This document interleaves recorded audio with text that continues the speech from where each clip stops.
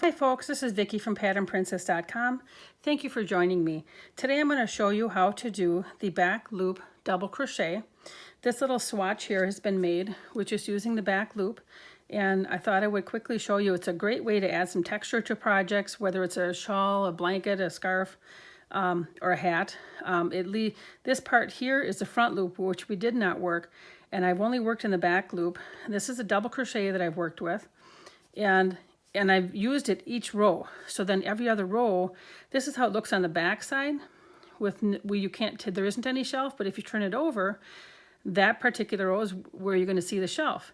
On this one here, there isn't any because you're working the back loop. When you turn it over, there is one. So it kind of depends on if you want, how you want your project to look. Do you want the texture on both sides?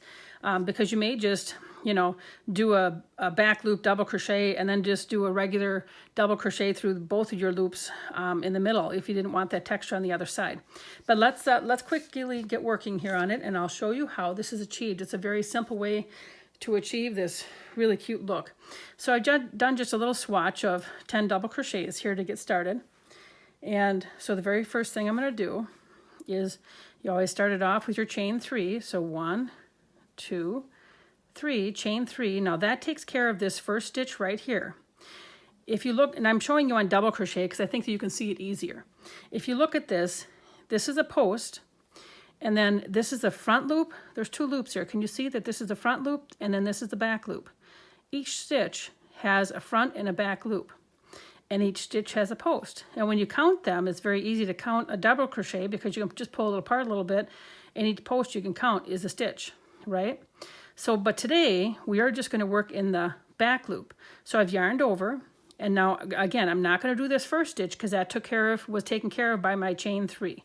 So in this next stitch here in the back loop, you're going to insert your hook, grab the yarn, yarn over, bring it through the 2 loops, bring it through 2 loops, yarn over, insert your hook into the back loop, yarn over, bring it through 2 loops, and yarn over, bring it through 2 loops. And wouldn't you know, my yarn just stuck. I'm sorry about that. I didn't mean to be jerky here on you. Okay, yarn over, put your hook through the back loop, yarn over, bring it through 2 loops and 2 loops. And so we're going to continue to do this. It's a very easy way to achieve some great texture, and it's just a simple stitch to work through. Because normally, right, when you do your double crochet, you're going to go through both loops. We're only working in the back one. There's no rule that says you have to work in the front or the back. It's all, of course, your preference on what look you're trying to achieve for the project that you're working on.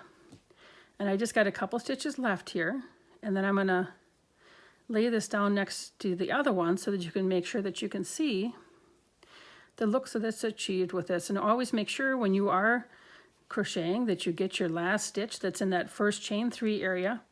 See the nice little shelf that's created? This is that front loop that we did not crochet on. And so then we only crocheted the back loop. But again, this back part here, you can't see anything. It looks like a regular double crochet. And this swatch here, because I did it, each row I did the back loop.